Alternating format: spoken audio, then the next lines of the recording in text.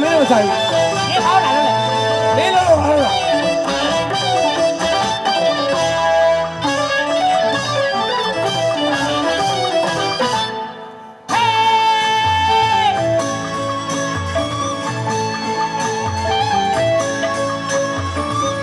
你的名字是森林，你留下。Five star, five star， 你如此的 superstar， 让爱你的歌曲走马尾抓。阿彪妹妹，阿彪。让爱我读不透，让我了解谁他。你比那星空不累，高速走啊路。加高。滚个啦！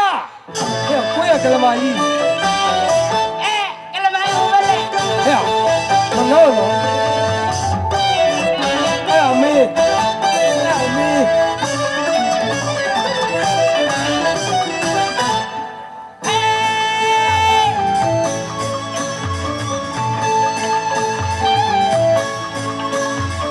让爱他母亲也努多的就个家，让爱心变开开慢慢塞的交给啦，学会了啦表下里比塞的过我啊，本来就要帮忙你的。到里面去路，那你了给为了的。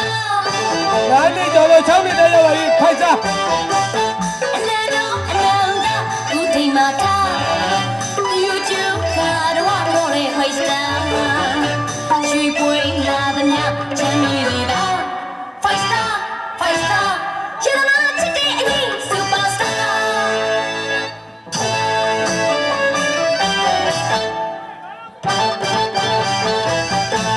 嘿嘿嘿。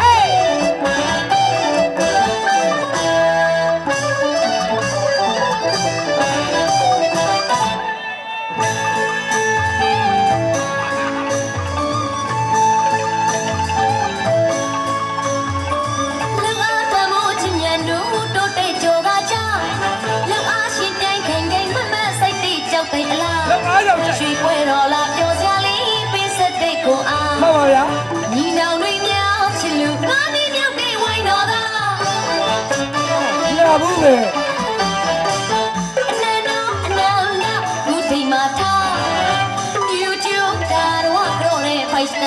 给我一千把我妹吧。去背那的名，千亿里的，Five star, five star， 你那七点一 superstar。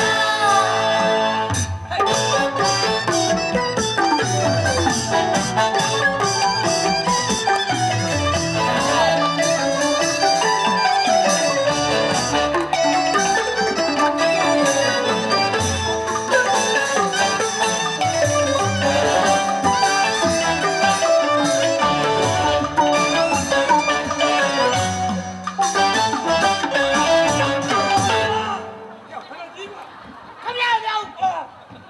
高丽的亲历表，Five Star ရဲ့မူပိုင်的亲历吧。လက်ဝါးတမောကျင်မြန်တော့တိုးတက်ကြော်ကကြောက်လက်ဝါးရှင်မြန်ခံခံမဲမဲဆိုင်တဲ့ကြောက်နေလားရွှေဝဲတော်လာပြောစရာလေးတွေပြစ 跑去跑去。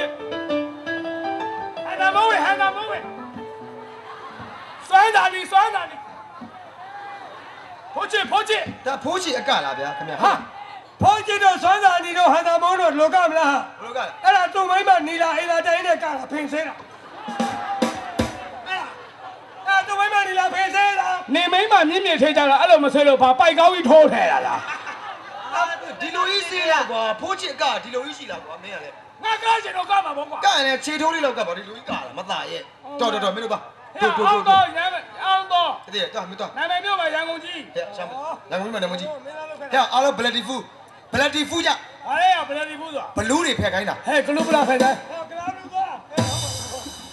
အောင်တော်မြောက်ရှုံး2ယောက်တည်းအလုပ်လုပ်မရအောင်တော်နဲ့မြောက်ရှုံး2ယောက်တည်းအလုပ်လုပ်မကြိုက်လက်မျိုးပါဟဲ့ရွှေဖလားမှာတွဲလာခဲ့တာ10နှစ်ရှိပြီတော့နားလေလား ဟာ ဘာလဲ မင်းအဲ့ဒါမင်းလွန်ခဲ့တော့ကြည့် သွားစမ်းပါကွာကြက်ကောင်းကြီးရတယ်ကွာ အောင်မနေစမ်းမှာမြောက်ကောင်းညာ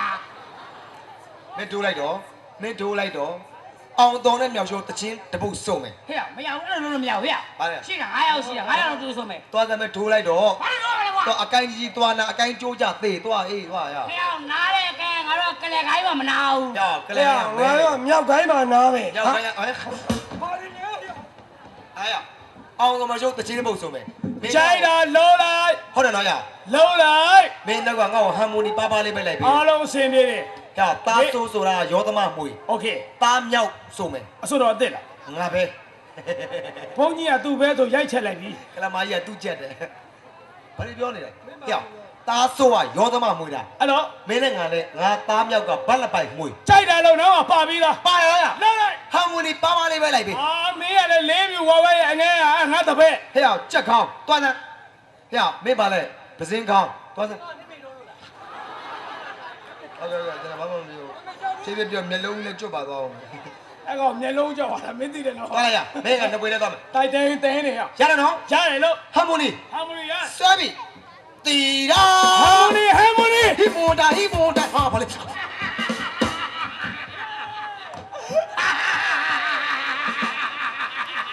ရောက်လေပြတ်သွားနိုင်တယ်ကွာ မင်းကြောင့် အော်တော့ပြောင်းစုံအတွဲလား ဟုတ်တယ် တယောက်ကဟာမွန်ဒီတဲ့တယောက်ကြတာဟိမနာတဲ့ မင်းလို့မပါဘူးတော့ အတွဲဆိုမောပါလေဆို မင်းတော့မင်းမပါမင်းဘုံပါမင်းဒီကိစ္စမှာတပြားမှမပါ အတွဲ မင်းကြောင့်အဆက်ကွဲပြီ မင်းငါဘာပြောလို့တော့ ဟမ်မိုနီဆိုအဲ့လိုမဟုတ်ဘူးလေကွာ ဟာမိုနီဆိုလို့ဟာမိုနီလားလေ ဘက်ကင်ပပလေးကိုပြောနေတာ စောစောအဲ့လိုပြောပါလားဘက်ကင်လို့ပြောပါ ဘ လား က်ကင်ပပဒွန်ဘက်ကင်တာလီပြောတာဟောဒုက္ခဟောပြဆမယ်တီရာ ဘက်ကင် ပီကန်ဟော တယောက်ကပက်ကီတဲ့တယောက်ကြတော့လေပီကန် ရပီကန်နဲ့တော့ဖိကန်မှာ ပိကဘလူးလေ ငါပဲရ ဟဲ့လာတော့မယ် အဲ့လား ပါရလိုက်မယ်နော်မင်းတို့အပူမပါဘူးနော်ရ ဝေးမရှောက်လေ ပြော ပေါ့ ပြောတာလေတယောက်ကပက်ကီတဲ့ ဘာဖြစ်လဲ နောက်တယောက်ကြတော့ပီကန် အေးရမားနေလေအောင်တော်ရဲ့ မာဘူးလေမင်းပြောတာဘက်ကင်ဆိုငါဘက်ကင်လောက်တာလေ တယောက်တော့ကရှိရတော့တယောက်ကတိနေရမယ်လေတီရာဒွန်ဘက်ကင်လေးပမ်ဒေါ်လေးလေဝါ ဩဘမ်ဟုတ်တယ်လား အေးလေ တီရာဘာဖောက် နင်းမဘာဖောက်နင်းမဘာနင်းတော့ဖောက်သွား ဘမ်ဖောက်တာဟိုကလမ တီရာပပ ဘာဘာကအမကတော့နဲ့ခတ်တာလားဆောက်လို့မရ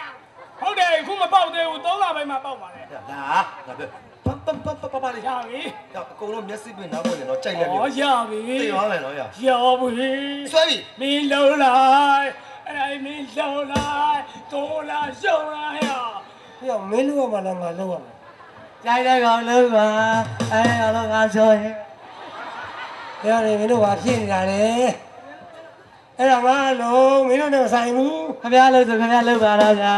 ခင်ဗျားရလာအား ကျော်ဟင်းကဘယ်လိုပုံစံလဲလက်ကြည့်ပါဦးဗျာ ခင်ဗျားလူသားအားလုံးလေးစားတယ်ဗျာ ကျော်ရင်အဲ့လိုလက်ကြီးကောက်မထားဘူးခရီးတို့အားလုံးလေးစားရဲမင်းလက်ကြီးကောက်နေတယ် ဟောဟုတ်တယ်ဗျာဝတ်သားအားလုံးကလားစားတယ်ဗျာ သုံးမကန်တီတီခိုင်းလိုက်တယ်အစီးပဲ တော်မင်းလောက်တာအကုန်ရှုပ်ကုန်မင်းလောက်တာလည်းအကုန်ရှုပ်ကုန်ပြီရောက်လူတွေလှုပ်တဲ့အလုပ်မှာခွေးတွေလာမှတော့တို့ရ ဒါပဲဟဲ့ခွေးမဲ့တို့ စမယ်ပမ်ရ ရပြီ တီ ပြောရင်သူ့ကြိုင်ပြောရင်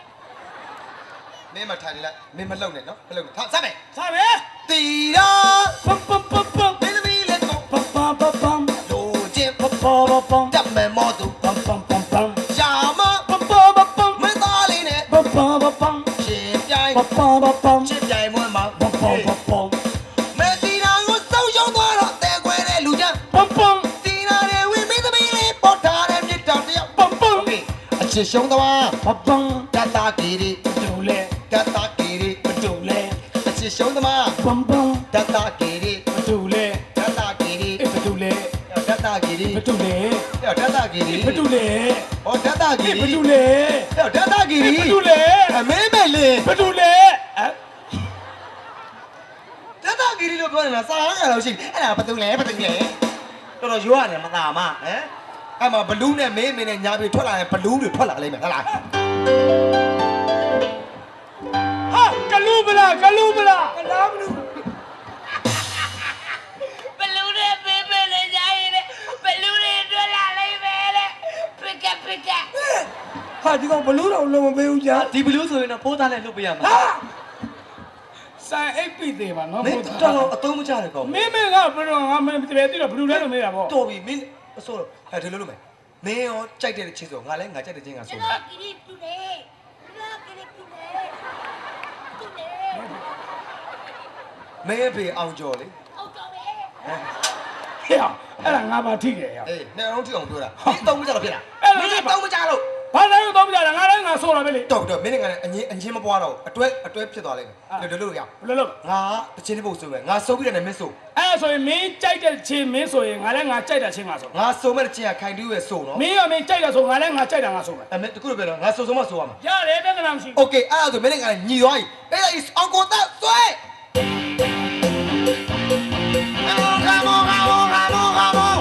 လေးမြောက် လေးပြီပဲကြားဘူးလေသရောင်းသားမြောက်မကြားဘူး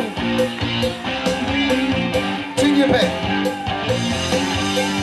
မောင်ရဲ့မြင်တာတနေ့မတွေ့ရရင်စားလုံးမဝင်ဘူးအိမ်လုံးမပြောဘူးဆို Gangnam Style, Oppa Gangnam Style, Gangnam Style. Nó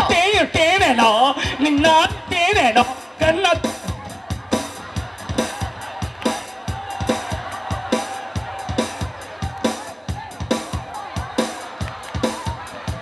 ကြောက်အောင်ညာရွာပြက်နေပြီ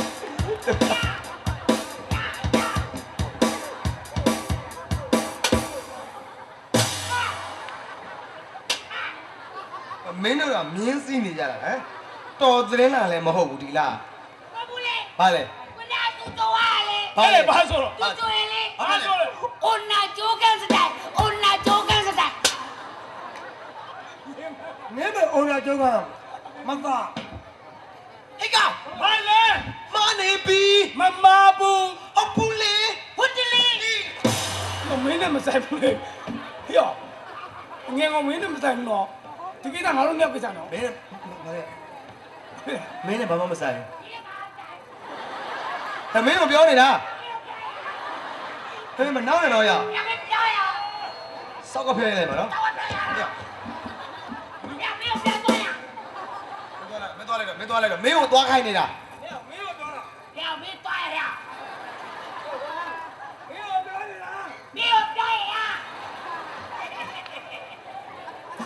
လင်မန်းဒေါင်လိုက်ကြိုက်လားအပြားလိုက်ကြိုက် ပြန်လိုက်တာတိုးလိုက် ထိုးလိုက်တော့ Trốn lại. ဟုတ်ဘူးလေငါတချင်မစုံသေးဘူးအခုမှအစစုံကစားရှိပြီ Mình chạy là số đấy, ngã lên ngã chạy là ngã số မ đấy. င်းကမစုံခိုင်းသေးဘူးလေငါဆိုတဲ့တချင်ခိုင်တူးရဲ့စိုးတချင်းစုံနေတာ Cái đấy là tin này đi. အေးလေငါမစုံခိုင်းသေးဘူးငါဆိုဆိုမဆိုရမှာလေ Anh là số mình. အေးသူစကားမနေရဆိုလေသူမစကားမနေရဘာလို့ဆိုတာလေသူစကားမနေဆိုပါဘော သွားလိုက်တော့လို့ပြောနေတယ် Sắp giả để liền biểu. ကဲလုံညိုကြီးရဲပေါ်များများဒီကောင်လာခေါ်ပြီးဖမ်းချုပ်ထားရစမ်းပါ အေးမလုံးနဲ့တော့ငါတောက်ပြက်တိလား Mà lâu này đi à, lâu rồi vậy bao cái này mà đám mà nó đông này lên này. Cái mà chỗ đầu tiên mong nó tụi mình nhau mà ngã làm mà bên này. ငါဆိုဆိုမဆို Ê chặt. Xoay mày. Mình này mình chạy là mình số đó. À lên ngã chạy. အောင်ကိုသားဆွဲကိုသားဟေး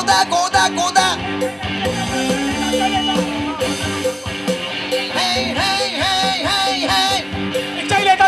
lên tao không có tạt. ဟောဒီမတွေ့ရရင်စားလို့မဝင်ဘူးအိမ်လုံးမပြောဘူးဆို Mà bố em mi anh xem. Mà bố em anh xem. Không phải là gì không? ငါဘဝရင်မင်းရှိမောငါဘဝရင်ပြီးကိုရှိလို့ရော Xem em Ông cho. Tó. အောင်တော့ Bà lẹ. အပူလေး ဟုတ်တယ်လေ Cái bà nguyên sâu ra lẹ. ငါသိနေတော့ကွာ Mà máy này xong trôi lại mà nó. မနေပြီအောင်တော့ Mà má bố. ဘူး Không để. အပူလေး Không để lên. ဘာပြောချင်သေးလဲမသားတညာလုံးကြိုက်တဲ့ဂျပိုးဟမ် Nhìn con nhím bao nó chi này nè. အားကြောင့်သူကကြောက်တော့ပြောဒီကတော့ဟာတော့ Con chi ငါ bị သား chết. ကိုမစားရတော့ငါသားလေးကိုမစားရတော့ Tu mày bà đấy. ဟဲ့အားနေနေတာစားဦးရေချစ်တယ်အရင်ချစ်တယ် အားပေးရတယ်ရော ဒါပြည့် ငါလည်းကင်းကွာနေအနည်းနဲ့ကြော်အောင်နေ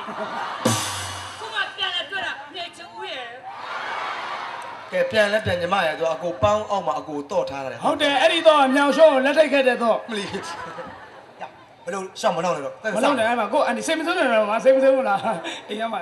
ပွဲမလိုက်တာလိုက်လေတာ လာဘာပဲရ ပြော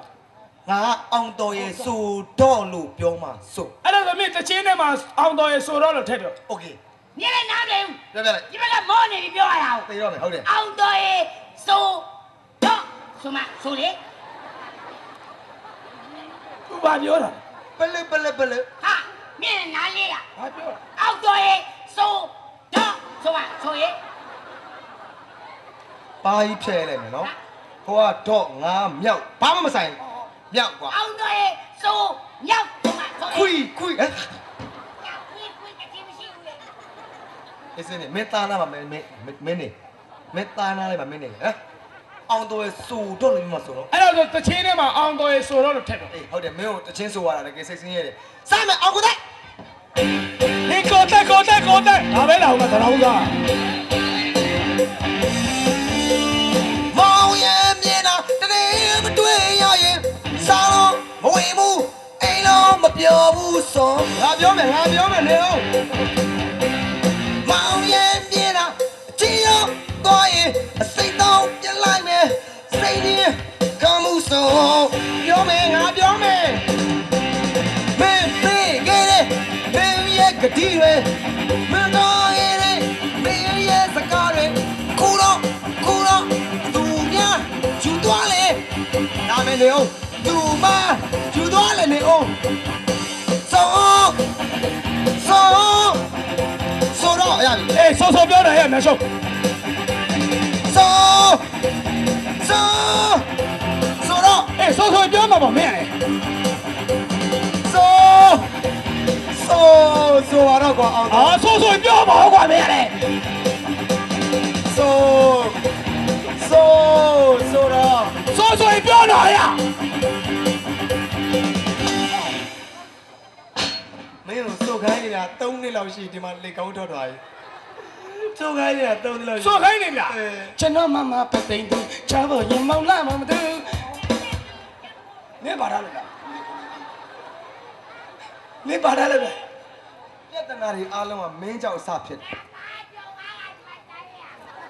ဆရာတို့လည်းဝမ်ဝေတူတူပဲသားဖာကြီးอ่ะတူတူပဲကြာဟိုကလေ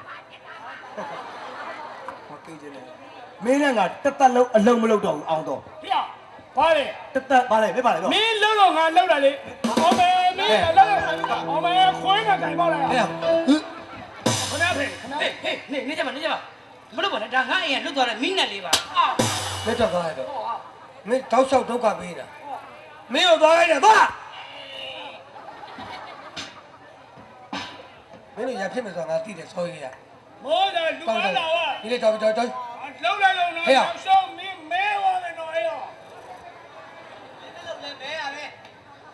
ကျွန်တော်လုံးပါတော့ မလုပ်တော့တော်ငါတောင်းပါ လုံးပါတော့ ငါတောင်းပါနဲ့ငါလူကြီးတယောက်နေတယ်တောင်းပါပါတယ်ကွာ ကိုကျုံဝဲ မရောက်ပါနဲ့ပြောရပါဖြစ်ရရင်မရောက်ရတော့ဒါရကွာမရောက်ခေါ်ရကွာ ကျော်လုံးမှုသူလုံးပါ သိတယ်ဟေ့အဲ့လိုလုပ်ပါ ကျော်လုံးပါ မလုပ်နဲ့တော့တော်ပြီ ကျွန်တော်ပတ်သက်ပြောရင်ကျွန်တော်ညီရတကယ်လုံးတာပါ အေးငါသိတယ်အဲ့ကောင်ကကြောက်နေရတာ ကျွန်တော်ခမည်းမျက်နှာကိုထောင်းနေတော့ကိုကျုံဝဲ ဟုတ်တယ်ဟိုကောင်ကဖင်ထောက်သွားတယ်ဟေ့ဘာလဲလဲခင်ဗျားအားလာတော့ မမီအကိုတဲ့ရခုံငါ ဟာတော့ ပြောအောင်ပြောပါပြောပြောလား မပြောလို့အောက်ထက်လာ ပြောရဒီပါနေရရောနေရဝေးရရော ပြီးတော့မင်း လုံးပါတော့ တော်ပါပြီသူနဲ့မကနဲ့မင်းနိုင်ငံ မ ရ ရောက်ရတော့ရဝေးရ ကိုစိတ်ညစ်ပါ ဘလို့ရှောင်းတင်းရမှန်းကိုမသိဘူး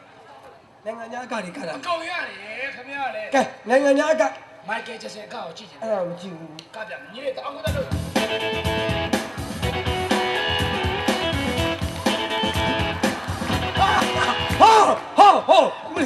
ဟာမိုက်ကချက်စီကကြောက်စရာကြီးပဲနော်ဟမ်တော်ကြောက်စရာကောင်းပါလေတောက်ရခွေးချစ်တယ်တော့ဟာတော့ရ ဟိုကဝဲမှာအကျော်တော်ရှော့ အော်မသိပါဘူးတေကန်နင်းငါ အဲ့နာကျွန်တော်ကြည့် မေးထိုးတာ အဲ့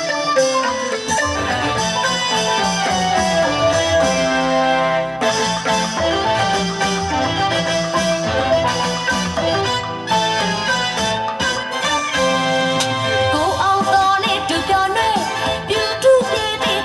နမွေရွှေကလေးဆက်လို့မြတ်မဲ့တင်လ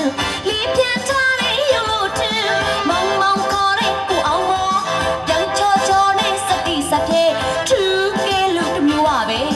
မိုးလေးလို့ဆိုတော့ကွယ်ပြောစင်လေးနဲ့ကိုချင်းဖလို့ကိုချင်းဝနဲ့တွေ့ပဲရှင် ကိုကြီးနဲ့ ပြောစင်လေးနဲ့ကိုချင်းဖလို့ကိုချင်းဝနဲ့တွေ့ပဲရှင်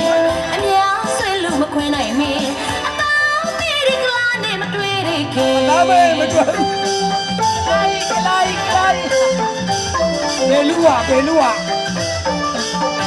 မြက်ပြူဒီကနေ့ကျွန်တော်တို့မိသားစုတွေကိုကိုယ်ပိုင်သချင်းနေနေပဲတင်ဆက်ပေးပါတယ်ခင်ဗျ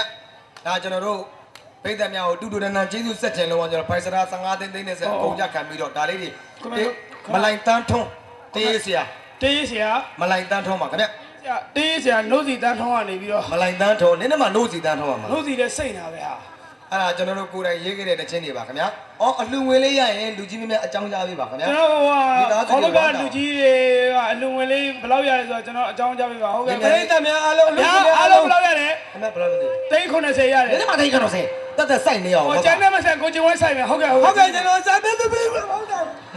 မဆိုင်ပါလား ။ရရင် အလို့ရှင်လုံးပါနေပီတိဖြစ်စေခြင်းလို့ အဲ့ကျွန်တော်တို့ကအငိတ်ကောင်းကိုကျွန်တော်တို့မြန်မာပြည်တပြည်လုံးဘယ်နေရာကိုပဲကပါကျွန်တော်တို့တနာကြီးပဲကပါတနာကြီးတချင်းသုံးဖို့တနာကြီးကကျွန်မဆရာတော်ကြီးရဲ့တောင်းဆိုချက်အရာเนาะကျွန်တော်2နာရီထိုးတဲ့တီကိုကျွန်တော်ကပြီးပါဟုတ်တယ်မလားဟုတ်တယ်မလား ရတယ်ထိုးနေပြီ ထိုးနေပါဒါပေမဲ့ ထောက်ပါဘူးဘုတ်ကပြီးမှသိမ့်မှမပြန်နဲ့ဟုတ် အဲ့မပြန်နိုင်အောင် အဲ เนาะ ပြန်ကျင်နေဆိုရင်တော့တေချာပြန်တဲ့လူကိုကျွန်တော်ကိုယ်တိုင်သက်ဆိုင်ရာနဲ့စကားပြောမယ်နော် အဲ့တော့ကျွန်တော်ဒီလိုလုပ်ကြည့်အောင် ဟာပြန်ပြီးရောက်ရဲတွေဖမ်းချုပ်ထားမှဗျာသူ ဩသေးတော့မလို့ပါဟာ လက်ဆောင်လေးတွေကျွန်တော်တို့စောစောလူတန်းနဲ့အလူရှင်လူမတွေအတွက်လက်ဆောင်လေးတွေကျွန်တော်တို့လူတန်းပေးပါမယ် ဟာကောင်းလိုက်တာဗျာ အဲ့ဒီလက်ဆောင်လေးတွေတရားဝင်ငှပေးပါမယ် ဟုတ်တယ် အဲ့ဒါလေးကဘာလေးလဲဆိုတော့ကျွန်တော်တို့ဖိုင်စတာ9ယောက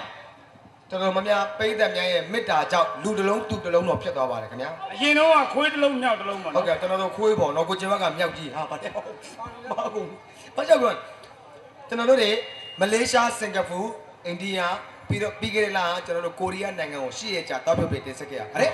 အဲ့ဒါလေးတွေမှာကျွန်တော်တို့ကိုရီးယားနိုင်ငံကပါလာခဲ့တဲ့လက်ဆောင်လေးတွေ ဟော ဒါလေးတွေပေးမယ် ပါလေးတွေ ကိုအောင်တော့ဒီပိသက်ဘယ်လောက်ရှိမလဲ အားလုံးခံမလိုက်မယ် တောင်းတဲ့ချီကြီးတယ် အားလုံး8000 1000နီးပါးရှိမယ်ဗျာ ကျွန်တော်စီမှာကျွန်တော်တို့ဖိုင်စတာမှာပါလာတာကတော့2000ကျော်ထိတော့ပါလာပါတယ် ဩရရ 2000ကျော်ဆိုကျွန်တော်3000ဆိုင်ပေးလိုက်မယ်လေ ဟုတ်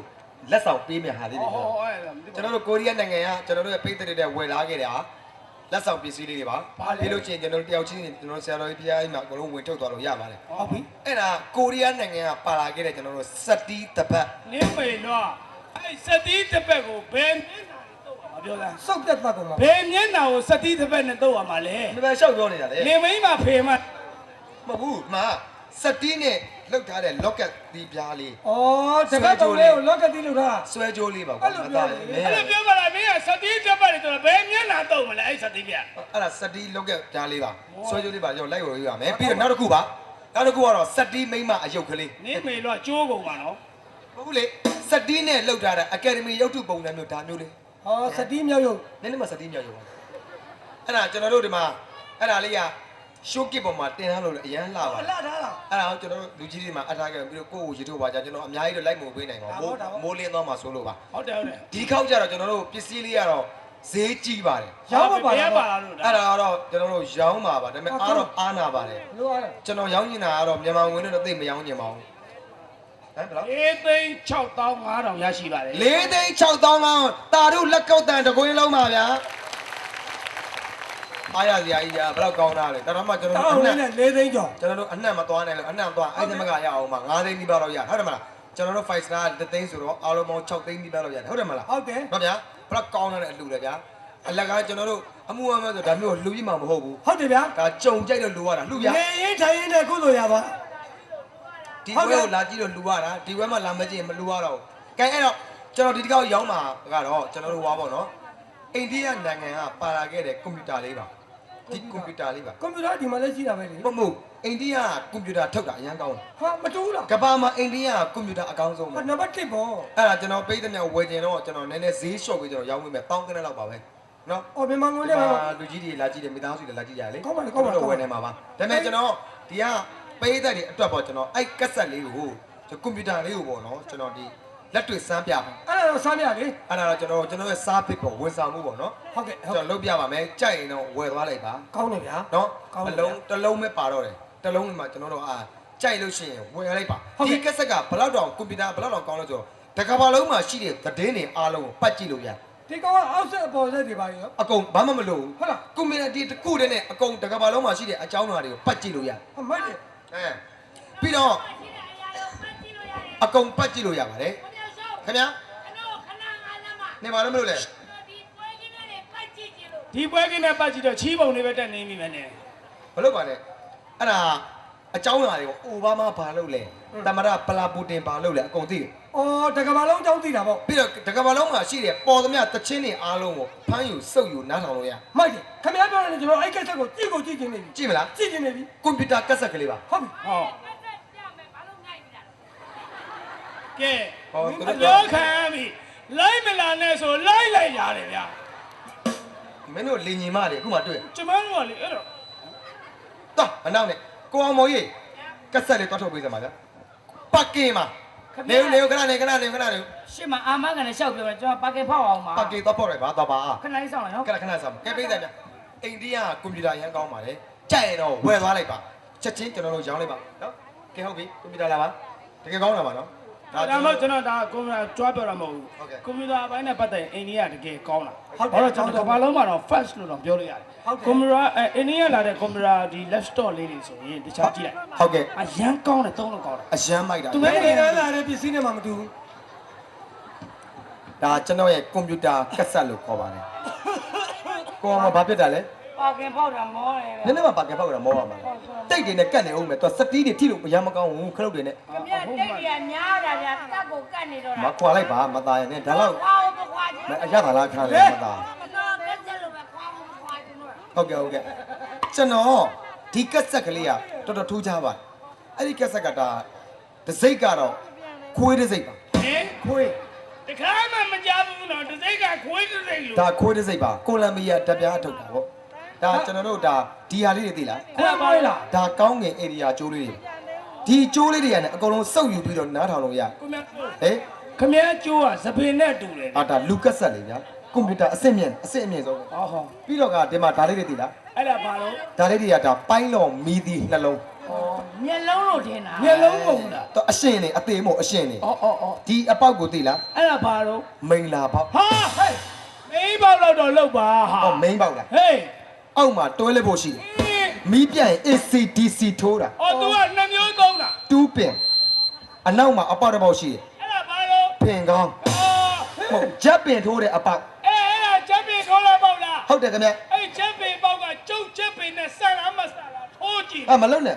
ဂျက်ပင်ကြီးလို့မရဘူး စက်စီကသွားမှာ ဘယ်လိုလုပ်ရမလဲဒါအိန္ဒိယကွန်ပျူတာ ဟုတ်တယ် ကလားချက်ပင်မရမှာပေါ့ ဂျက်ပင်မဲလို့မရဘူးဂျက်ပင်မဲလို့မရဘူးဒီကက်ဆက်ကကျွန်တော်ဂျက်ပင်ထဲမှာအန်ကြ ဟောချက်ပင်တော့အပုမရ အဲ့ နော် ဒါဂျက်ပင်ပုနဲ့မှာရတာအဲ့တော့ဒီကက်ဆက်ကထူးခြားချက်တစ်ခုပဲရှိတယ် ပြောပါဦး ဒါအစီအတန် loud speaker လို့ခေါ်ပါတယ် အော်အော် ဒီကက်ဆက်ကဖွင့်နဲ့ပိတ်တဲ့အတန်ကိုထူးခြားတာ ဘယ်လိုထူးကြတာ ဖွင့်လိုက်ရင် तू ကမော်တာရဲ့ဆွဲအားကြောင့် तू ကကြောက် အော်တော့ English တန်ဆိုတော့ချက် အဲ့ဒါ तू အဲ့ဒါ ကမျက်စုပ်ကလို့ ကြောက်ကျွန်တော်စမ်းပြ ဟုတ်ဟုတ် ဒါလေးကဖွင့်တဲ့ခလုတ်ပါဒါလေးကဖွင့်တဲ့ခလုတ်ဒါလေးကပိတ်တဲ့ခလုတ် ဟော အဖွင့်ပိတ်နည်းနည်းစမ်းပြ ဆမ်းပြဆမ်းပြ ဒါလေးကဖွင့်တဲ့ခလုတ် just မိုက်ရ ဟုတ်တယ်ပြောရင်လူကြီးပွေလဲပွေလဲအင်္ဂလိပ်စာတွေ့တယ်ဒီလား just S တန်လေးပါတယ်ဗျ ကလာခု ဒါလေးကဖွင့်တဲ့ခလုတ်ပါ ဟုတ်ဟုတ်ဟုတ် ပိတ်လိုက်ရင် तू ကအတန်လေးကမော်တာရဲ့ဆွဲအားကြောင့်ညှောက် သူလဲ S တန်ထွက်တယ် S တန်ထွက်တယ် ဒီလိုပေါ့အဲ့ဒါကိုစမ်းပါ နားထောင်ကြည့်လိုက်ဒါလေးကပိတ်တဲ့ခလုတ် yes ဟုတ်တယ်ပြောပိတ်လဲပိတ်လဲ S တန်တွေ့တာရေ yes ကလားတော့သတွေးသိညာကြ S တန်ပါရနော် အဲ့တော့ကျွန်တော်ခလုတ်ကိုအမြန်စမ်းပြ အဲ ဒါလေးကဖွင့်တဲ့ခလုတ် just ပိတ်တဲ့ခလုတ် yes ဖွင့်တဲ့ခလုတ် just ပိတ်တယ်ကလေး yes ပိတ်တယ်ကလေး just yes just yes yes အဲ့လိုစုံလဲပိတ်လဲပိတ်လဲဟော အဲ့ဒီလိုဇုံနှိပ်လို့လည်းရတယ်ခင်ဗျာ ဘိုးဘက်က2ယောက်ကသသွေးနဲ့မျက်နှာတက်နေတာနော် ကဲခင်ဗျားတို့ကြိုက်တဲ့တချင်းကိုပြောကျုပ်ဖွင့်ပြမယ်ဗျာ ဟုတ်ကဲ့ကြိုက်ပြီ ကျုပ်ဖွင့်ပြမယ် တော့ဝင်ပြီ ကျွန်တော်ရေပွင့်မယ်ကျွန်တော်လူကြီးပါ ဟာလို့လည်းခင်ဗျာ တော့မမအေးဒီနေ့တပုတ်တယ် အေးလာတော့ဟုတ်တယ်ဗျဒေါ်မမိုင်းနားတော့ရင်လေ မနေ့ကမြန်မာပြည်ကိုဒေါ်မာကြီးပြန်လာပါတယ်တရင်ကောင်းပေးတာပါအဲ့ဒီမမကြီးပြန်လာခဲ့ပါပြီ ဟာရှိုးပွဲတော်လုံးပါလေ အဲ့တော့သူ့ဝနာဘောလုံးကွင်းထဲမှာမမကြီးရှိုးဝဲကြီးလုပ်ပါတော့မယ်မကြမီမှာစကိုင်းနက်တို့အမာဒီဘောကဒါလိုက်လွှတ်လိုက်မယ် ဟုတ်တယ် ဒါတရင်ကောင်းပေးတာနားတော်ညင်လား နားတော့မယ် ဒေါ်မမာကြီးကိုကြိုက်တဲ့ပိတ်တယ်အများကြီးပဲ ခေါ်သားခြင်းလေ ဟေးအေးစေစိန်နဲ့သွားနာထောင်ကျုပ်ဖွင့်ပြမယ်မမကြီးတို့ချင်းတဲ့ပုတ်အဲ့ဒီမမကြီးထိုင် just မောင်တို့ယောက်ျားတွေရဲ့မိန်းမတွေကိုနေရာတကမှညောက်စီ နေဘာဖြစ်တာလဲ ရောင်လို့ နေရောင်တာကလည်းမမျက်လုံးပြူးသွားတယ် တကြီးရတယ်တမျိုးကြီးပဲနော် အဲ မောင်တို့ယောက်ျားတွေမိန်းမတွေကိုနေရကညောင်း ဟဲ့ကပိတ်လိုက်တာကွာမင်းရလေ အချင်းကိုမဖွဲ့ရသေးဘူးခင်ဗျာလှမ်းပိတ် ဟောတချင်းအောင်အေးလုံးဝကြည့်လို့ပိတ်လိုက်တာ တည်လိုက်ပါတော့ဗျာ မြူးလေးနားထောင်ကျင်လားခင်ဗျာ တော့မမအေးချင်းရှိလား ရှိတယ် ပဲချင်းဟုတ်တာ တောင်မြုံကနတ်တချင်း ကမယ် ကမလား โอเค သွားကသွားက โอเคဟုတ်ပြီ သွားကသွားတောင်မြုံနတ်တချင်းစကြည့်ရအောင်နော် ကြိုက်ပြီ စမယ် just ဟေးတောင်မျိုးဆိုပွဲတော်ကြီးနီလာပြီမန်ဆွေမျိုးကိုကျမတို့လည်းသွားပါပြီဟေးရောက်ပါ၏အနောက်ကနေညောက်စီ ဟာလှုပ်ချလိုက်ပြီ ရောင်လို့ မင်းရောင်တာကြီးကတမျိုး ရောက်ပါရင်နောက်ကနေညောင်းလားမသိဘူးကလမောက်နောက်ကနေညောင်းတာငါတွေ့ရနော်ဖိုးသားနော်မင်းလည်းတွေ့ရမလား ကလမကိုဝင်ရှိနေတောင်ဝင်ယူရမှာနော်နေမဖြစ်တာလေ ခင်ဗျာဘယ်လိုပိတ်တာလဲ ဟိုကျွန်တော်တချင်းအများကြီးဖွင့်မဲ့တင်လို့ပိတ်လိုက်တယ်တချင်းကရိုးနေပြီဒါခင်ဗျားဟိုအဆိုတော်ကြိုက် ကဲဆိုတော့ ဒီကျွန်တော်တို့ငယ်ငယ်တုန်းကအရန်ကြိုက်ခဲ့တဲ့အဆိုတော်ဗျာအကော်ရီယန်အုံးကျော်ကြိုက်လား အော်မဲလင်းအောင်ကြော အကော်ရီယန်နေမိမကျမ အေးကြိုက်တယ်ဟိုတချင်းလေးကိုပြန်ရှုံးဟိုရောင်မေစုဆိုရှင် ခင်ဗျာခေအောင်တဲ့ချင်းနေတန်းသဘောကျ အားကြတယ်ဗောခင်ဗျာလေ ရောင်ပေစုဖွင့်ပြမယ် စက်တောင်စီလေးနဲ့ ကြိုက်လား ကြိုက်တယ် just ဒုံငယ်ငယ်တော့ရွယ်ရောင်ပေးစုလေးတွေနဲ့ကွယ်ပေါက်ယူပုံဟိုနဲ့ပင်ညောက်စီ ဘာဖြစ်ကြတာလဲ ဟုတ်လို့မရဘူးဗျာဘာဖြစ်လို့လဲတပတ်ကုန်ပါပြီ ကျွန်တော်မသိလို့မေးတာ ဘာဖြစ်လို့လဲဗျာ ကောက်ရိုးပုံလေးညောင်းတော့ရမကုန်ရ ပိတ်လို့အတန်တော့တာမตายရဲ့ဘာဖြစ်လဲ ပိတ်တာငါကသဲ နင်းကကလားဘလူးလို့ ဟုတ်ပြီလားငါကြည့်လိုက်လားကြည့်လား အဲ့ဒါမကောင်းကျွန်တော်ဟိုအဆိုတော်တယောက်ကျွန်တော်အရန်ကြိုက်တာ ဘယ်ဆိုတော့ ငယ်ငယ်လေးကကြိုက်ခဲ့တဲ့အဆိုတော် ဘယ်ဆိုတော့ ဖူဖူဟန် မြောက်ရှုံးဘိုးဘိုးဟန်မှာတော့နေမိမကြမှာဘိုးဘိုးဟန်ခိုင်းလိုက်နော် ကျွန်တော်စာဘတ်ရှောင်းမလို့ပါ ဘိုးဘိုးဟန် ဆရာမကြိုက်လား ဆရာမ အေး ဟဲ့လူခေတ္တလေးခောက်ပြီဆိုရ အေး ကြိုက်တာဗောခင် ငယ်ငယ်ရတဲ့ချင်းကြိုက်လားကြိုက်ရင်နားထောင်ကြည့် โอเค just ဝေတော်ရာယောင်ကြီးဟေးလေးတော်တီဘုံကျိုးပြတ်တဲ့ဘုံနဲ့မရီ မပေါင်းလား ဒါကကိုဒီဆရာမကိုပဲအသေးဆွဲအောင်ညောက်စီ ရောင်လို့ မြောက်ရှုံး ဘာလဲ ရှင်ပြုနားတာနော် နားသားတွေတော့ပါတာဖူဖူဘွဲမှာ နားတာပါပါလား ပါတာပေါ့ အောင်မောကငါနားလာတာပေးတာဗျ ဟုတ်လား အဲ့နဲ့မသွားတော့ဘူးဗျ ဘာနဲ့သား တန်တဝင်းနဲ့ထိုးသွားတာ ကုန်းဘာလဲဗျာဟဲ့မင်းဝဝနေစမ်းဝဝနေစမ်းငါတချင်းကိုအေးလို့ပိတ်လိုက်ရောင်တန်းဝဝသွားရောင်သွား မဟုတ် လား လေ မရောနဲ့လူ ဆ မျိုး ရာမကိုအသေးသွင်းအောင်ရောက်တော့သူတို့နှစ်ယောက်လုံးနှင်းနေကြပြီးကြောင်းထုတ်မှာ ဘာပိတ်လိုက်မယ်ဒီမှာပိတ်လို့အတန်ထွက်ပါဆိုမင်းတမျိုး ဟုတ်လား အဲ့ဒါကျွန်တော်မကြိုက်ဘူးခင်ဗျကျွန်တော်အကြိုက်ဆုံးတေးတန်ကြီးကိုကျွန်တော်ဖွင့်ပြ ဘယ်လိုလဲ ကျွန်တော်ငယ်ငယ်ကြိုက်ခဲ့တဲ့အဆိုတော်ကော့နီ ဟဲ့မြောက်ရှုံး ခင်ဗျာ ကော်နီပါတော့ကော်နီမဟုတ်ပါဘူးနေမိမကြမှာနှခိုင်းနေဆိုပြီးကော်နီခိုင်းလိုက် ဟုတ်ကဲ့ကော့နီနော် ကော်နီ ကြိုက်လား ကြိုက်တာပဲ လုံးဝမြူးကြိုက်ဝဝသွားနေကငါကြောက်လို့သွားကိုကျွန်းကခင်ဗျာအဲ့ကောင်ကိုထိန်းတာ အဲ့ဒါလာမိုင်းနဲ့ မိုင်းနဲ့စောက်တော့ခံရမယ်တဲ့ကဲအဆိုတော်ကော့နီတစ်ချင်းလေးမြူးလေးနားထောင်ကြည့်ရ just အလုံးကိုပြတ်သွားအောင်မင်းပြရပြဒါမှမဟုတ်ရင်မင်းငါကိုညောက် ဟာ တို့ကြပါဦးဗျာနောက်ကဆက်ရိုင်သွားပြီပြန်လုပ်ပေးနောက်ကဆက်ရိုင်သွားပြီပြန်လုပ်ပေးစတီးတွေရွေ့ကုန်ပြီပြန်လို့မြင်တော်ပါသေးရဲ့ကွာမင်းဘယ်လိုလုပ်တာလဲကောင်မင်းဘာလုပ်တာလဲ ကျွန်တော်ရောက်တတ်ပါတယ်လို့ ဝေးဝေးသွားလို့မင်းကအတန်တန်ငါပြောနေတယ်ဝေးဝေးကိုသွားလိုက်ပါ နင်းကစီးပွားရေးချိန်နေမကောင်းလားမသိ ဘာဖြစ်တယ်လဲကွာ ဓမ္မမဟုတ်ရင်မင်းငါကိုညှောင်း ပိတ်လို့အသာနဲ့ဒါမตายရဲ့ ဟုတ်လား အဲ့ဒါမကောင်းဘူးညာကျွန်တော်ကြိုက်တဲ့အဆိုတော်တယောက်ရှိတယ် ဘယ်ဆို ယော တော့ က်ျားလေးတင်းတာရှင်ဘိုးဆိုတော့ဗျာအဖိုးကထရန်ကာပေးတဲ့အဆိုတော် ဟဲ့မြောက်ရှုဖိုးကပါတော့အဖိုးကထရန်ကပေးတာမဟုတ်အဖွားအောက်ကနေနှီးလန်းပေးတာ အဖိုးက ဖိုးက ဖိုးက သစိမ့်စိမ့်ကြည့် တိုက်ရပဲ ဟုတ်အဲ့တော့ကြိုက်ကိုကျွတ်ကထိန်းတယ်မှာအဲ့ကောင်ထိန်းတာလေထိန်းတာအဲ့မှာလေโอเคသစိမ့်စိမ့်ကြည့်လေးကိုခန်းစားကြည့်ရအောင် Jacks နဘူကစားချီပြားထီအောင်ချစ်သူဘယ်ရတီဆွေမျိုးသူရဲ့လက်စီအောင်ကပြောင်းပြမတော်ဘူးတနေ့ကုန်ထိုင်ပြီးတစိမ့်စိမ့်ညောက်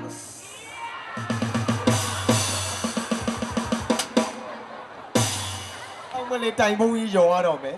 ကိုကျင်ကခမ ्या ကိုယုံလို့အပ်ထားတာဘယ်မှာသွားညှောက်ကုန်ပြီလဲ တွေ့တဲ့ဂရီပါပါသွားလုံးလို့ယူပါ ပါလဲကွာငါသိချင်တယ်ကွာအဲ့ကောင်တော့ဘာလို့ထဲရ အဲ့ လဲ ဒါတော့မဖြစ်နိုင်ဘူး ဘာဖြစ်လို့လဲ မင်းစဉ်းစားကြည့် ဘာလဲ တဏီကုံတိုင်ပြီးတစိမ့်ငိမ့်ညောင်းဆိုတော့ဒီကောင်ကသမင်းသားရေတောက်တောင်မနာဘူးလား ဟောပိတ်တာပါစ အ မ မေငါတို့ဆိုရင်တော့ရေတောက်စလိတ်တောက်တော့နားသေးတယ်ဟာ ဟောပိုက်တာ နေကလာဘလူဖုတ်တစ်စေသေးရဲ့ ဟောတော့မကောင်းကဲခမ ्या ဘာလာတော့ကြ ကျွန်တော်တပုတ်လောက်ဖွင့်ပေးပါဗျာ ကြိုက်လားခမ ्या ကြိုက်တဲ့တစ်စီမျိုးကျုပ်ဖွင့်ပေးမယ် အရန်ကြိုက်တဲ့အဆိုတော်တယောက်ရှိတယ် ဘာတူလဲ လေဗျာ ပြော အတိ တူလဲ ဟိုရေထဲမှာဂါဝင်ဝတ်တဲ့ဆိုတော့ဘလူးရေထဲမှာဗျာဂါဝင်ဝတ် ကလမရေထဲမှာကောင်းဝတ်တာမဟုတ်ဘူးရေပကာဝင်းရေပကာဝင်းရေထဲမှာကောင်းဝတ်တာနဲ့သမီးတိုက်ဖက်တွေပါဝင်ကုန်တာလေအေး ငါနာမည်ဒိုက်ဖတ် ဒီအခုရေးစောင့်နေတာမသားအဲ့ဒါမကောင်းကျွန်တော်ကြိုက်တဲ့အဆိုတော်ကောင်မလေးအခုချိန်နေနံပါတ်ကြီးတယ် ဒီလို အလေကောင်ကစိုင်းစီထားတဲ့အဆိုတော် မြောက်ရှုလုံးပြန်ပြီးရဲ့စိုင်းစီပါတော့အလဲကောင်စိုင်းစီထားတာမဟုတ်ပါဘူးနေမိန်းမကြမှာအလဲကောင်မှာပတ်လုံးစီပေးလိုက် ဟဲ့အဲ့ကျရင်ကျောက်ကိုယ်တိုင်ပတ်စာတက်ပြီးတီးမယ် ဘယ်လိုဒီမှာလဲ တိုင်တိုင် တော့မရဘူးပတ်လုံးတွေလည်းကွက်ထွက်ကုန်ဦးမယ်နော်မသားဟေး ခမရအဲဆိုင်းစီဟိုတချင်းလေးဖွင့်ပေးပါလား အဲ့ဒါချင်းလေ မိုးဆိုတာ မိုးရာသီ အဲ စိတ်ကူးချင်းတူတယ် အဲ โอเค ကြိုက်တယ် ကိုကျော်ကဘယ်လိုလုပ်မှလဲအဲ့ကောင်ဒီကောင်ကြိုက်ပြီဆိုကျွန်တော်ကြောက်တယ်ကလေးကဟိုဘက်ကပို့လိုက်ပါဟိုဘက်ကပို့ဟိုရှင်းတာပို့လိုက်ခင်ဗျအဲ့ဘက်နဲ့မှထိုင်ပေးနေလိုက်အဲ့ကောင်ငါတို့ထိုင်ခိုင်းလိုက်ထိုင်ခိုင်းနေဟေး မျက်စိရှင်းမှာကြည့်မှရ အေးရမယ်ကဲမိုးရာသီလေးကိုခံစားကြည့်ရ Jacks မိုးရေထဲမှာချီခဏလေးညောက် ဟေးရောလုံးကြပါဦးကလေးလေးမျက်လုံးကိုပြူးသွားတာပဲအဲ့ဒါကလေးပါကွာနေဘာလုပ်တာလဲအာမသားလေးကလေးရတာမကျ ငါစဉ်းစားကြည့်ရဲ့ ပါလဲကွာ မိုးရေထဲမှာချစ်ရခဏလေးညောင်းဆိုတော့သူတို့ကဗာလဲချာလီထီးတွေပါလို့လား ဘာပိတ်ရလဲမနော်ပိတ်တာပါဆိုပြောနေတယ်ဟဲ့မင်းလားပါလေ ခမရကျောက်ကိုအမြင်ကတ်နာမလား မင်းအေးစေးပြန်အိတ်လိုက်ရင်ကောင်းမယ် မကျွန်တော်ဓာတ်ပုတ်တော့ဖွင့်ပေး ဒီဘုံကြီးနေသွားမလား ကျွန်တော်အဲ့ဒီပုတ်ကျွန်တော်ကြိုက်တာနားထောင်ပြီးကျွန်တော်သွားပေး သွားမလား နော် ပြောပါလေ ဟုတ်ပါဗျာ ပါလေ အဆိုတော်စုံတဲ့ကောင်မလေးနှစ်ယောက်ရှိတယ်ဗျာ ဘာတူလဲ နည်းနည်းလေးအတိပြီ တူလဲ ဟိုတယောက်ကအဆိုတော်ဟိုကဂျင်းနဲ့ ဂျင်းနေဂျင်းနဲ့ဆိုရင်နေမင်းမကိုထောင်းပြီးတိုက်လိုက်နော် အာကျွန်တော်တော့မထောင်းနဲ့နော် နင်းထားရင်အရင်မှမထွက်ပဲအဖတ်တွေထွက်လာမှာကလမ ဂျင်းနေဂျင်းနေ အကိုပြောတဲ့ဂျင်းနီ အေးပြီးတော့ နောက်တော့ရှိပါသေးတယ်အတိပြီ တူလဲ ဆိုင်ကယ်မြင့်လွင် စန်ဒီမြင့်လွယ်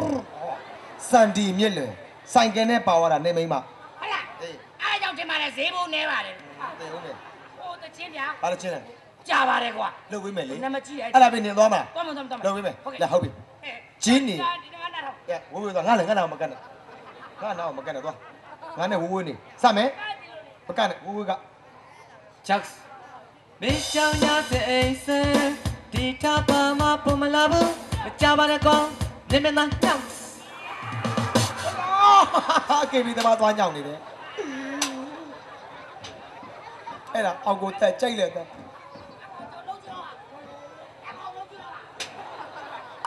ဟောသိချင်းနေကွာကဲတော်ပြီဗျာတော်ပြီဗျာမဖွင့်တော့တော်ပြီ ဂျင်းနီယာ ခမရ တချင်းမဆိုတော့ဘူးလား အစအဆုံးခမရမဖွင့်မလဲခမရလမ်းနဲ့ပြတ်ပိတ်တာဟုတ် ဒီကောင်အာယုံလာနောက်နေတာကျွန်တော်ပိတ်နေတာ တော်ပြီဒါပေမဲ့တပုတ်သားဖွင့်ဆောင်းမလာပိတ်တော်ပြီ ဟမ်ဘလို့ ခမရကြိုက်တာတပုတ်ဖွင့်လိုက် ဟုတ်ပြီ ဆောင်းတော့မှလာပိတ်ခမရဒီတော့ဖွင့်ပြီးမလာနဲ့တော့ ကဲလားတပုတ်စောကိုနားထောင်နေတယ်ပေါ့ နားထောင်မယ် ကဲဟုတ်ပြီကျွန်တော်တပုတ်စောကိုဖွင့်ပြမယ်ပြီးတော့ကျွန်တော်လာပိတ်မယ် အေးပြီးရော ဒီကကျွန်တော်ဖွင့်မယ်အဆိုတော်ကြီးကကြာနေကန်အဆိုတော်ကြီးပါ ညောင်ရှုံးကြံဒီကန်ဆေးရတော့ပါခင်ဗျာကြံဒီကန်အဆိုတော်မဟုတ်ပါဘူးတိုင်းမင်းဘလို့ပြောလိုက်ချတော့ မလားပါပြန်လည်နေမှုပါဗျာ ကြွာဗျာနင်းမေလွာငါတတ်ပြရလား နင်းကတော်တော်တူတယ်ဟလား ဟဲ့ဟဲ့ဟဲ့ ဟေး ကျန်ဒီကန်ဆေးရတော့ဆိုတော့ တရားနာမှာ ဟောတရားနာမှာ ပိတ်တယ်မကြားတာကြားပြီ ခင်ဗျမဟုတ်ဘူးနော်ခဏလေး ဘာလို့မလို့ ခဏလေးပါ ဟာ ဟဲ့ဘာသာကြဟဲ့ဘာသာကြလောက်ချီတရားနာမယ်နင့်ပြောနေတာဟဲ့ ဟုတ်တာပါပါအစ် ဟာလားဟုတ်လားဟုတ်တယ်ဟုတ်တာပါသားတဲ့ အေးတရားနာအားလုံးအာယုံပြု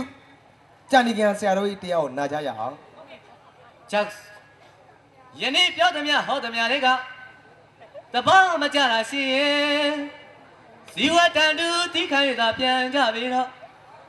ဇီဝတန်တူတိခိုင်းရတာပြန်ကြပြီတော့နိတ္တရေပတ်ခါပြန်လိုက်မယ်จิตနာလေးလိုက်ရအောင်ပါမြန်သွားမသွေပြန်ပါလေတော့ပြန်ကြလေကုန်သတည်းအဲ့ဒီလိုဆရာတော်ဖရာတရားဟောပြီးတဲ့နောက်အိမ်ပြန်ရောက်တဲ့အခါတကားကြီးနဲ့တက္ကမကြီးတို့တယောက်နဲ့တယောက်ညောက် ဘာပြကြတာလဲဗျာ ဘာပြရပါလဲကိုမြောင်ကျိုးရဲ့ တရားဆုံးသွားပြီလေ တရားမဆုံးသေးဘူးဗျာခင်ဗျာတဲ့အိမ်ပြန်ရောက်တဲ့အခါတခါကြီးနဲ့တက္ကမကြီးတို့တရားပေါက်ပြီးတယောက်နဲ့တယောက်ညှော့ကုန်ကြတယ် ကျွန်တော်တရားဆုံးတော့လာပိတ်တာပါခင်ဗျာ မဆုံးသေးဘူးခမရကမကနနဲ့ဆောင်းပြီဆိုပြီးလာပိတ်တာပြန်ညလေကောင်းတတိအဲ့တတိကိုဆောင်းအောင်လေ ဟုတ်လား ဟာ တတိမမဆောင်တော့တတိမဆောင်တော့တရားပေါက်ပြီးညှော့ကုန်ကြတာပေါ့ ဟိုကျွန်တော်ဆုံးပြီအောင်မလို့လာပိတ်လိုက်တာ မဆုံးသေးဘူး လို့ခမရကက်ဆက်နည်းနည်းများနေ ဘာဖြစ်လို့လဲ ဟာတော်တော်ညောင်း ဟုတ်လား အဲ့တော့ခမရကက်ဆက်ကိုပညာပြန်ပေးမှရ ကျွန်တော်ကဘလို့ပြန်ပေးရမလဲ ဟာကတဘောပါတော့ ခင်ဗျားမှာအကြံရှိလို့လား ရှိတာပေါ့ ဘလို့လို့ ကက်ဆက်ကိုပညာပေးတယ်ဆိုတာမြောက်မီးနဲ့မြောက်ပြန်ချီတာဗျာ မြောက်ကိုမထည့်ပါနဲ့ဗျာ ဟုတ် မြောက်ကခင်ဗျားကိုဘာမှမလုပ်ဘူးနော်အေးစေးနေ အော်ကျွန်တော်သိပြီကိုမြောင်ရှုံးရဲ့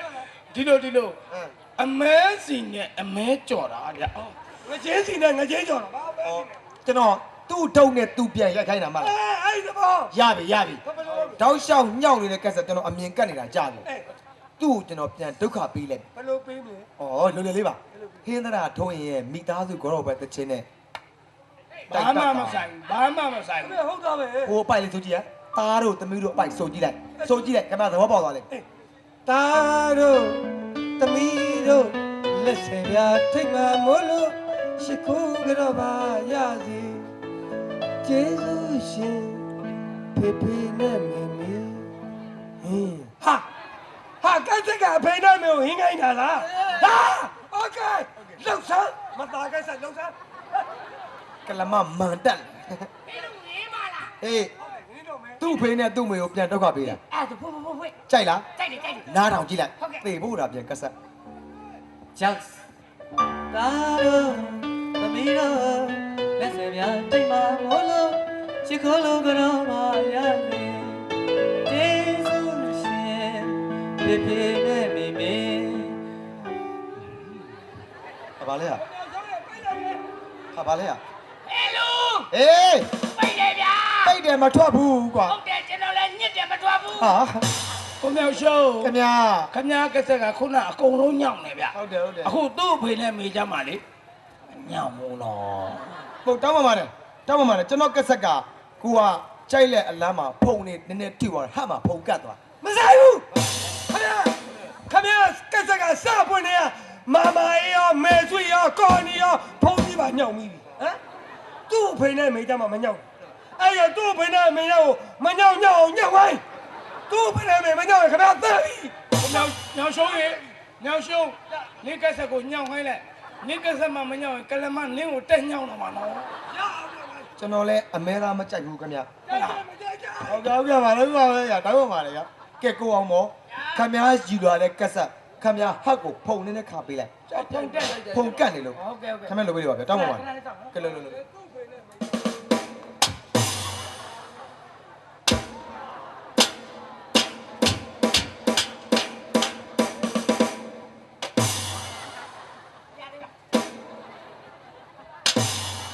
ကက်ဆက်မျက်နှာပြတ်သွားသေးလား ညနာပြည့်ရင်ဓာတ်နဲ့ထိုးပြလိုက် ဟာချက်ချင်းပြန်တောင်းနေမြင်လား ကျွန်တော်ကက်ဆက်ကလူလိုအရန်နားလိုက်တာ ဟုတ်လား လူနဲ့နီးစက်ကွန်ပျူတာဆိုတော့ကဲအတန်စမ်းကြည့်လိုက်မယ်နော် နည်းနည်းလေးကန် ညောင်လားမညောင်လားစမ်းကြည့်လိုက် တော့ပါ ဖွင့်တဲ့ကလေး ကြောက် ရတယ် ဟဲ့ကြောက်တယ် ဒါလေးကပိတ်တဲ့ကလေး ညောက် ရ ကြောက်ပါတယ်ခမရလေ တေချာသွားရအောင်တက်စမ်းကြည့်မယ် ဟုတ်မြန်မြန်လေး ကြောက်ညောက်ညောက်ကြောက်ကြောက်ညောက် အေးပြလာကျင်ကြောက် โอเค အခုတော့ညဂျင်ညောင်းပြန်တော့ခုနကတော့သူ့ပွင့်နဲ့မေကြတော့ဂျင်ညောင်း လာမယ်လေစိတ်အေးထားလာပြီ ဟဲ့လို့ဖွင့် ဖွင့်ပြီ ဟုတ်ကဲ့ ကြောက်လာတော့သမီးတို့လက်စဲပြန်ထိတ်မှာမို့ချစ်ခိုးလို့ကတော့ပါရစေကျေးဇူးရှင်ပြပြနဲ့မိမေအဲ အဲ ဟဲ့မြောက်ရှုံး ခင်ဗျာ နိကဆက်ကလေးမညောင်းတဲ့အပြင်လေး ဟိုပါလေကျွန်တော်ကက်ဆက်ကအကိုအောင်မို့ ခမရ ခင်ဗျာဖုန်ခါတာတော်တော်နဲတယ် ကြာ ပြင်းပြင်းလေးခါပေးလို့ရ ပြင်းပြင်းလေး ပြင်းပြင်းလေးခါပေး ဖုန်းကုန်အောင်လို့ အေးဖုန်ကောင်းအောင်လုပ်ပေးစမ်းပါဗျာခင်ဗျာတော်တော်အသုံးမကျဘူး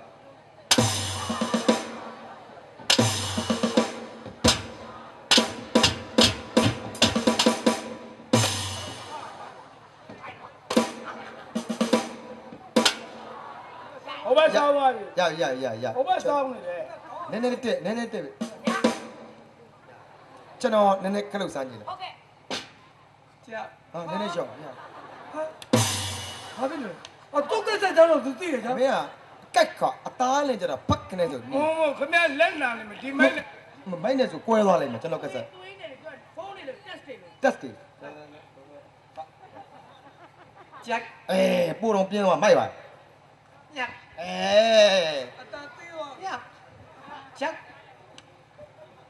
ကြောက် လာပြီ ညောင်းတာပြင်းလာပြီ ဒီတကောက်မှညောက်ရင်ညောက်မညောက်အောင်ဒီကက်ဆက်ကိုကျွန်တော်ဓာတ်နဲ့ထိုးမယ်လေဘင်းကိုဖြတ်မယ်လက်တွေဖြတ်ပြီးတော့ အဲ့လိုလုပ်ပါ ကျွန်တော်လမ်းကျိတ်ဆက်နဲ့ကျိတ်မယ်ကျိတ်ပြီးတော့ကျွန်တော်မြောင်းနဲ့ပြစ်ချမယ်အေယာဝတီမြစ်ထဲကိုပြစ်ချ အေးရီမြေလေးဟုတ်ရွတ်ပါမ ဟဲ့လို့ အေး ခမရကစ္စက်ကစတီးကြတော့ကြောက် သူစတီးချင်းတော့မတည့် ဩ ဘူးပြန်ကြောက်တယ် ဟုတ်ခမရရှုံး ဟေး ခမရကက်ဆက်ကိုလမ်းတိတ်ဆက်နဲ့ကြိတ်ပြီးသွားရင်အေးရီမြေထဲတော့ပြစ်မချနဲ့ ဘာလို့ချင်လဲ မဥပင်းနဲ့ကြိုက်လေလမ်းမှာဂျိုက်နေရှိတယ်လေ ဟုတ်ကဲ့ အဲ့ဒါဒီကောင်ဖို့ထားရင်ကောင်းမှာ โอเคခဏအကြံကောင်းတယ် ဟိုခမရကကြိုက်တယ်လို့ အေး ကျွန်တော်လိုချင်တဲ့စံလာလေးတစ်ခုတော့ဖြည့်ပေးပါ ဘာလို့မလဲ ပြောလို့ဗျာ အေး ခမရကိုယ်တိုင်ဖွင့်လိုက် ဟုတ်ပြီပြင်မယ် ပိတ်ရင်ကျွန်တော်ပိတ်ချင် နင်ပိတ်စလို့လား ကျွန်တော်ပိတ်ချင်တယ် တကယ်လို့မှပိတ်လို့မှမညောက်ရင်နေကိုယ်တိုင်သတ်ပလိုက်တော့ ဆွဲပြီ လင်မန်းနဲ့ခေါင်းဖြတ်လိုက်တော့ ရပြီ โอเค โอเค စားပြီ ဖွင့် သေဟောတာပြင်မြက်ပြူး ကြောက် မချောလို့ကြောက် သမီးတို့လက်စဲပြထိတ်မှာမို့လို့ ကက်ကလန့် ရှိခိုးလို့ကတော့ပါရစေယေရှုရှင်ပြပြနဲ့မေမေအဲ ဘာလို့မရောက်လာလဲ အဖေကခရီးထွက်သွားတယ်ကွာ ဟာအခုလား ဟုတ်တယ်ငေါ်လီ ဟောသိတယ်စောင့်မြင်ကလို့ရိုက်တာ ကျွန်တော်တို့မိသားစုတွေကိုအရန်ချစ်လုံးအောင်ကြည့်လို့နှစ်နာရီကြော်တဲ့အထိ 5 star တို့အာဘာတွေကကတာပါနေချင်းကူတွေအရန်ပင်ပန်းတယ်ကျွန်တော်တို့နားကျင်တာတအားဒါပေမဲ့ပိတ်သက်များနဲ့တွေ့လျက်တဲ့ခါမှာအမောလေးတွေပြည့်သွားပါတယ်ခင်ဗျ ကျွန်တော်တို့မနေ့ဒီညပြီးအခုဒီညပြီးတော့ လက်ပံကညကျော်လှိုင်းသားရတန်းကူ လိုက်လာတန်းကူ ပွဲ လို ရ က်လာ တော့စတဲ့မဲ့ကျွန်တော်တို့မိသားစုတွေနဲ့တွေ့လျက်တဲ့ခါမှာအာဘာတွေကကပြီးပါတယ်ခင်ဗျကျွန်တော်တို့ပြပြတင်ဆက်ချင်းရလဲတနာရီ2နာရီကြော်သွားပါပြီခင်ဗျအားလုံးမိသားစုတွေကိုအိမ်ပြန်ပို့ရမယ် မလက်ပြအတွက်အလုပ်လေးကိုင်းနေတယ်မိသားစုတွေအများကြီးရှိပါ အေးမပြတ်အောင်လို့ပါ အေးမပြတ်ပါဘူးဖိုက်စ ကျွန် တာ တော်တို့ဖွဲ့ချင်းအေးမပြတ်ပါဘူးရီရပါမယ် ဒီလောက်ရှိရတဲ့တော်ပါတယ်ခင်ဗျတော့ဘာလို့ဆိုတော့အဲ့လောက်ဒီတမကရီရောလို့ရှိရင်သေးထွက်ကုန်ပါဆိုလို့နောက်ခောက်တွေကြလို့ဒီတမကရီရအောင်ခဏအနာပေးမယ်ခင်ဗျအဲ့တော့ဒီမိသားစုတွေနဲ့လာမယ့်နှစ်တွေအခုလာမယ့်လတွေများပြန်ဆောင်မရစေလို့စုမုံကောင်တောင်းရင်ဝါဝါလိုင်းရဲ့တေးတဲ့ပုံနဲ့ကရပန်းဆံမရစေခင်ဗျဟဲ့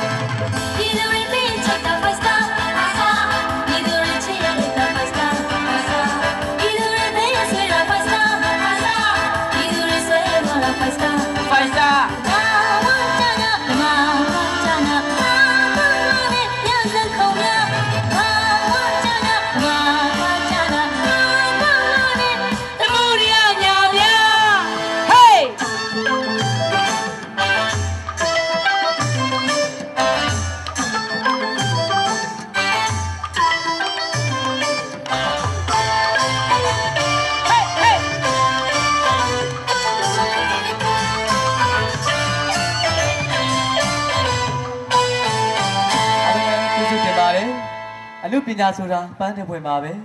လမ်းဖွင့်လို့အစကြီးအလှဝေးစီတကန်တန်းဟာမို့တခင်ဆန်းလို့အပြေရှာရင်ကျွန်တော်များရဲ့ဖိုက်တာအဖွဲ့ကိုတမနာဆင်းလို့ရက်နာခွင့်ပြုပါတော့ခင်ဗျာ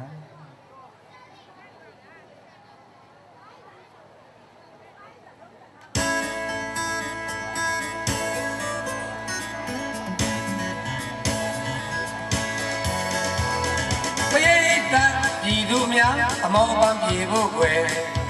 ဖိုက်စတာဖွဲ့စည်းခဲ့တာ9နှစ်ပြည့်ပါပြီမြောက်ရှုံးနဲ့အောင်တော်ဟာအတွေ့လဲညီလာတယ်ကိုကြာစီနဲ့အောင်မော်ဟာပိတ်တအလိုကြိုက်တယ်ကိုကျင်ဝင်းပြော